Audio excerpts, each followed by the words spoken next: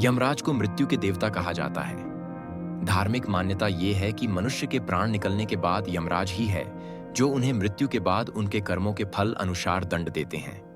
लेकिन पौराणिक कथाओं के अनुसार एक महात्मा ऐसे भी थे जिसने मृत्यु के देवता यमराज को ही दोषी बना दिया और उनके कर्म फल अनुसार उन्हें दंड दिया, और फिर यमराज को धरती पर मनुष्य के रूप में जन्म लेना पड़ा।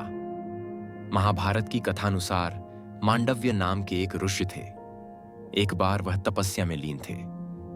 उसी समय कुछ चोर मांडव्य ऋषि के आश्रम में आकर छिप गए और ऋषि से कहा कि हमारे पीछे डाकू पड़े हैं, और चोरी का माल ऋषि के आश्रम में छोड़ के भाग गए।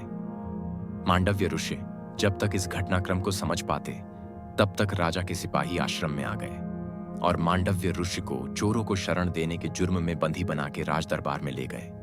राजा ने भूलवश मांडव्य ऋषि को चोरी के आरोप में सजा के तौर पर सूली पर चढ़ाने का आदेश दिया। सूली पर कुछ दिनों तक चढ़े रहने के बाद भी जब मांडव्य ऋषि के प्राण नहीं निकले, मांडव्य ऋषि उनकी तपस्या और योग शक्ति से वह जीवित रहे। जब राजा को इस बात का पता चला तो राजा को अपनी गलती का पछतावा हुआ और उन्होंने ऋषि के पास जाकर अपने इस अपराध की क्षमा मांगी। इतनी बड़ी कर्मों की सजा मिलने पर जब ऋषि यमराज के पास पहुंचे और उनसे पूछा कि मैंने अपने जीवन में जानते हुए ऐसा कोई पाप नहीं किया है, फिर भी मुझे इस झूठे आरोप में इतने बड़े कर्मों की सजा क्यों सहनी पड़ी? यमराज ने बताया कि जब आपकी आयु 12 वर्ष की थी तब आपने एक फतिंगे की पूंछ में सींग घुसाई थी। उसी के फलस्वरूप आपको यह कष्ट सहना पड़ा। तब ऋषि मांडव्य ने यमराज से कहा कि धर्मशास्त्र के अनुसार जन्म से लेकर 12 वर्ष की उम्र में किसी को भी धर्म अधर्म का ज्ञान नहीं होता।